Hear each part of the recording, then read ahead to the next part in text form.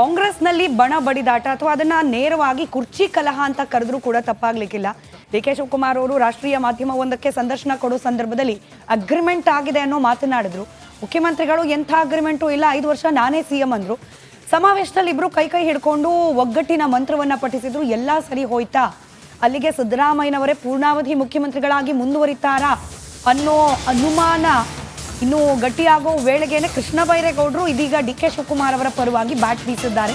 Krishna ಬೈರೇಗೌಡರ statement ಯಾಕೆ important ಆಗುತ್ತೆ ಅಂದರೆ, ಒಕ್ಕಲಿಗ ಸಮುದಾಯದ ನಾಯಕರು ಅವರು ಕೂಡ, ಡಿ.ಕೆ. ಶಿವಕುಮಾರ್ ಅವರು ಕೂಡ ಒಕ್ಕಲಿಗ ಸಮುದಾಯವನ್ನು ರೆಪ್ರೆಸೆಂಟ್ ಮಾಡುವ ನಾಯಕರು. ಹೀಗಾಗಿ ತಮ್ಮ ಸಮುದಾಯದ ನಾಯಕನ ಮುಖ್ಯಮಂತ್ರಿಯ ಕನಸಿನ ಬಗ್ಗೆ ಏನು ಮಾತನಾಡ್ತಾರೆ ಕೃಷ್ಣ ಬೈರೇಗೌಡರು ಅನ್ನೋದು ಸಹಜ ಕುತೂಹಲ. ಪರೋಕ್ಷವಾಗಿ ಡಿ.ಕೆ. ಶಿವಕುಮಾರ್ ಅವರ ಪರವಾಗಿ ಬ್ಯಾಟ್ ಬೀಸಿದ್ದಾರೆ. ಇವತ್ತಲ್ಲ ನಾಳೆ ಒಳ್ಳೆ ಕಾಲ ಬಂದೇ ಬರುತ್ತೆ ಅನ್ನೋ ಹೇಳಿಕೆಯನ್ನ ನೀಡೋ ಮೂಲಕ ಡಿ.ಕೆ. ಶಿವಕುಮಾರ್ ಅವರು ಮುಖ್ಯಮಂತ್ರಿ ಆಗ್ತಾರೆ ಅನ್ನೋದನ್ನ ಪರೋಕ್ಷವಾಗಿ ಮಾತನಾಡಿದಂತಿದೆ ಸಚಿವರಾದ ಕೃಷ್ಣ ಬೈರೇಗೌಡರು. ಅದು ಕಾಲ, ಸಮಯ, ಸಂದರ್ಭ ಬರಲಿ, ಅವ್ರಿಗೂ ಒಳ್ಳೇದಾಗಲಿ. ಅವರು ಭಾಳ ವರ್ಷದಿಂದ ರಾಜಕೀಯದಲ್ಲಿ ಇದ್ದಾರೆ. ಯಾರ್ಯಾರಿಗೆ ಅವ್ರವ್ರಿಗೆ ಏನೇನು ಸಿಗಬೇಕು ಜೀವನದಲ್ಲಿ ಸಿಗುತ್ತೆ ಅಂತ ನಾನು ನಂಬಿದ್ದೇನೆ. ಅಧಿಕಾರ ರಾಜಕೀಯದಲ್ಲಿ ಕಾಲದಿಂದ ಕಾಲಕ್ಕೆ ಇರುತ್ತೆ ಬದಲಾವಣೆಗಳು, ಯಾವುದು ಶಾಶ್ವತ ಅಲ್ಲ. ಸಮಯ ಬಂದಾಗ ಏನಾಗಬೇಕೋ ಅದು ಆಗುತ್ತೆ. ಅದನ್ನೇ ನಾವು ದೊಡ್ಡದು ಮಾಡಿಕೊಂಡು ಈಗ ಅದರಿಂದ ಯಾವ ಜನಕ್ಕೂ ಏನು ಪ್ರಯೋಜನ ಇಲ್ಲ, ಜನಗಳ ಕಲ್ಯಾಣದ ವಿಷಯನೂ ಅಲ್ಲ ಅದು. ನೋಡಿ, ಅದು ಕಾಲ, ಸಮಯ, ಸಂದರ್ಭ ಬರಲಿ, ಅವ್ರಿಗೂ ಒಳ್ಳೇದಾಗಲಿ. ಅವರು ಭಾಳ ವರ್ಷದಿಂದ ರಾಜಕೀಯದಲ್ಲಿ ಇದ್ದಾರೆ. ಯಾರ್ಯಾರಿಗೆ ಅವ್ರವ್ರಿಗೆ ಏನೇನು ಸಿಗಬೇಕು ಜೀವನದಲ್ಲಿ ಸಿಗುತ್ತೆ ಅಂತ ನಾನು ನಂಬಿದ್ದೇನೆ. ಅಧಿಕಾರ ಬೆಳಗಾವಿಯಲ್ಲಿ ನಡೆಯುವ ಚಳಿಗಾಲದ ಅಧಿವೇಶನಕ್ಕೆ ಎಲ್ಲಾ ತಯಾರಿ ನಡೆದಿದೆ. ಕಾಂಗ್ರೆಸ್ನ ಕಟ್ಟಿ ಹಾಕುವುದಕ್ಕೆ ವಿಪಕ್ಷಗಳು ಕೂಡ ಸಜ್ಜಾಗಿದೆ. ಈ ಮಧ್ಯೆ ಸರ್ಕಾರಕ್ಕೆ ಪ್ರತಿಭಟನೆಯ ಬಿಸಿ ತಟ್ಟುವ ಸಾಧ್ಯತೆ ಕೂಡ ಇದೆ. ಏನೆಲ್ಲ ಅಸ್ತ್ರವನ್ನಾಗಿ ಬಿಜೆಪಿ ನಾಯಕರು ಇಟ್ಕೊಂಡಿದ್ದಾರೆ, ಆ ಕುರಿತ ಒಂದು ಸಂಪೂರ್ಣ ವರದಿ ಇಲ್ಲಿದೆ ನೋಡಿ. ನಾಳೆಯಿಂದ ಚಳಿಗಾಲದ ಅಧಿವೇಶನ ಆರಂಭ. ಸದನದ ಒಳಗೂ ಹೊರಗೂ ಹೋರಾಟಕ್ಕೆ ಸಜ್ಜು. 10 ದಿನಗಳ ಚಳಿಗಾಲದ ಅಧಿವೇಶನಕ್ಕೆ ಕುಂದಾನಗರಿ ಬೆಳಗಾವಿ ಸಜ್ಜಾಗಿದೆ. ನಾಳೆಯಿಂದ ಸುವರ್ಣಸೌಧದಲ್ಲಿ ಅಧಿವೇಶನ ನಡೆಯಲಿದ್ದು, ಸರ್ಕಾರದ ಆಡಳಿತ ಯಂತ್ರವೇ ಬೆಂಗಳೂರಿನಿಂದ ಬೆಳಗಾವಿಗೆ ಶಿಫ್ಟ್ ಆಗಲಿದೆ. ಅತ್ತ ಮೊದಲ ದಿನ ಎಂಇಎಸ್ ಮಹಾಮೇಳಕ್ಕೆ ಸರ್ಕಾರ ಬ್ರೇಕ್ ಹಾಕಿದೆ. ಇತ್ತ ಸದನದ ಒಳಗೂ ಹೊರಗೂ ಬೃಹತ್ ಪ್ರತಿಭಟನೆಗೆ ವೇದಿಕೆ ಸಜ್ಜಾಗಿದೆ. ಸರ್ಕಾರಕ್ಕೆ ಪ್ರತಿಭಟನೆಯ ಬಿಸಿ. ಸದನದ ಒಳಗೆ ಹೊರಗೆ ಸರ್ಕಾರದ ವಿರುದ್ಧ ಸಮರಕ್ಕೆ ವೇದಿಕೆ ಸಿದ್ಧವಾಗಿದೆ. ಪ್ರತಿಭಟನೆ ಹತ್ತಿಕ್ಕಲು ಸರ್ಕಾರದಿಂದ ಖಾಕಿ ಬಲ ಪ್ರದರ್ಶನಕ್ಕೆ ಸಜ್ಜಾಗಿದೆ. ಚಳಿಗಾಲ ಅಧಿವೇಶನಕ್ಕೆ 6,000 ಪೊಲೀಸರನ್ನ ನಿಯೋಜಿಸಲಾಗಿದೆ. 6,000ಕ್ಕೂ ಅಧಿಕ ಪೊಲೀಸರನ್ನ ನಿಯೋಜಿಸಿದೆ. ನಗರ ಪೊಲೀಸ್ ಆಯುಕ್ತ ಯಡಾ ಮಾರ್ಟಿನ್ ನೇತೃತ್ವದಲ್ಲಿ ಭದ್ರತೆ ಒದಗಿಸಲಾಗಿದೆ. ಕಮಿಷನರ್ಗೆ 7 ಎಸ್ಪಿ ದರ್ಜೆ ಅಧಿಕಾರಿಗಳು, 12 ಹೆಚ್ಚುವರಿ SP, 43 DYSP, 123 PI, 255 PSI, 3,515 constable, 200 woman PC, 53 KSRP, 18 DR ತುಕಡಿ, 1 ಗರುಡ, 300 ಬಾಡಿ ವಾರ್ನ್ ಕ್ಯಾಮೆರಾ ಸಿಬ್ಬಂದಿ ನಿಯೋಜಿಸಲಾಗಿದೆ. ಒಟ್ಟು 6,023 ಪೊಲೀಸ್ ಸಿಬ್ಬಂದಿ ನಿಯೋಜಿಸಲಾಗಿದೆ.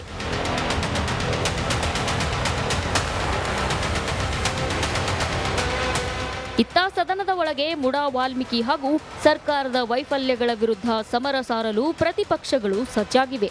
ಸದನದ ಹೊರಗೆ ಪಂಚಮಸಾಲಿ ಸಮುದಾಯ, ಕಬ್ಬು ಬೆಳೆಗಾರರು, ಪ್ರವಾಹ ಸಂತ್ರಸ್ತರ ರೈತ ಸಂಘಟನೆಗಳು, ವಕ್ಫ್ ವಿರುದ್ಧ ಹಿಂದೂ ಸಂಘಟನೆಗಳು ಸೇರಿ ಈಗಾಗಲೇ 60ಕ್ಕೂ ಅಧಿಕ ಸಂಘಟನೆಗಳಿಂದ ಪ್ರತಿಭಟನೆಗೆ ಅರ್ಜಿ ಸಲ್ಲಿಸಿವೆ. ಹೀಗಾಗಿ ಕಾಂಗ್ರೆಸ್ಗೆ ಪ್ರತಿಭಟನೆ ಬಿಸಿ ತಟ್ಟಲಿದೆ. ಅಲ್ಲದೆ ಇದಕ್ಕೆ ಉತ್ತರ ನೀಡಲು ಕಾಂಗ್ರೆಸ್ ಕೂಡ ಸಜ್ಜಾಗಿದೆ. Bureau report, republic Kannada.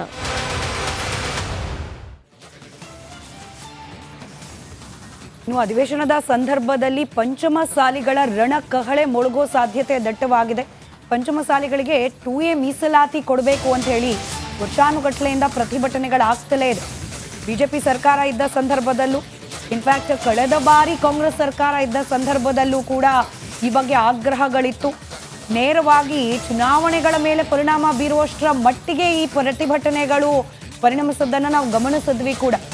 ಆದರೆ ಪಂಚಮಸಾಲಿಗಳ ಬಹು ವರ್ಷಗಳ ಬೇಡಿಕೆ ಬಗ್ಗೆ ಯಾವುದೇ ಸರ್ಕಾರ ಸೂಕ್ತವಾಗಿ ಸ್ಪಂದಿಸಲ್ಲ ಅನ್ನೋ ಅಸಮಾಧಾನ ಇದೆ. ಇತ್ತೀಚೆಗೆ ಈ ಪಂಚಮಸಾಲಿ ಹೋರಾಟದಲ್ಲೇ ಒಂದಷ್ಟು ಬಿರುಕು ಅನ್ನೋ ರೀತಿಯ ಬೆಳವಣಿಗೆಗಳು ಕೂಡ ನಡೆದು ಹೋಯಿತು. ಇದೆಲ್ಲವನ್ನ ಪಕ್ಕಕ್ಕಿಟ್ಟು ಇದೀಗ ಬೆಳಗಾವಿ ಅಧಿವೇಶನದ ಸಂದರ್ಭದಲ್ಲೂ ಕೂಡ ಸರ್ಕಾರದ ಮೇಲೆ ಒತ್ತಡ ತರುವ ಪ್ರಯತ್ನವನ್ನ ಮಾಡಲಾಗ್ತಾ ಇದೆ. 2A ಮೀಸಲಾತಿಗಾಗಿ ಆಗ್ರಹಿಸಿ ಮಂಗಳವಾರ ಪ್ರತಿಭಟನೆ ನಡೆಸಲಿಕ್ಕೆ ನಿರ್ಧಾರವನ್ನ ಮಾಡಲಾಗಿದೆ. ರಾಜ್ಯಾದ್ಯಂತ ಪಂಚಮಸಾಲಿಗಳು, ಮಲೆಗೌಡರು, ದೀಕ್ಷಾ ಲಿಂಗಾಯತ, ಗೌಡ ಲಿಂಗಾಯತ ಎಲ್ಲರೂ ಕೂಡಿಕೊಂಡು ಸುವರ್ಣ ವಿಧಾನಸೌಧಕ್ಕೆ ಮುತ್ತಿಗೆ ಹಾಕೋದ್ರ ಮೂಲಕವಾಗಿ ನಮ್ಮ ಹಕ್ಕನ್ನೇ ಕೇಳುವಂತಹ ನಮ್ಮ ಹೋರಾಟದ ಕಿಚ್ಚನ್ನು ಹೆಚ್ಚು ಮಾಡಿ ಕಾಂಗ್ರೆಸ್ನಲ್ಲಿ ಬಣ ಬಡಿದಾಟ ಅಥವಾ ಅದನ್ನ ನೇರವಾಗಿ ಕುರ್ಚಿ ಕಲಹ ಅಂತ ಕರೆದ್ರೂ ಕೂಡ ತಪ್ಪಾಗ್ಲಿಕ್ಕಿಲ್ಲ. ಡಿ.ಕೆ. ಶಿವಕುಮಾರ್ ಅವರು ರಾಷ್ಟ್ರೀಯ ಮಾಧ್ಯಮವೊಂದಕ್ಕೆ ಸಂದರ್ಶನ ಕೊಡೋ ಸಂದರ್ಭದಲ್ಲಿ ಅಗ್ರಿಮೆಂಟ್ ಆಗಿದೆ ಅನ್ನೋ ಮಾತನಾಡಿದ್ರು. ಮುಖ್ಯಮಂತ್ರಿಗಳು ಎಂಥ ಅಗ್ರಿಮೆಂಟು ಇಲ್ಲ, 5 ವರ್ಷ ನಾನೇ ಸಿಎಂ ಅಂದ್ರು.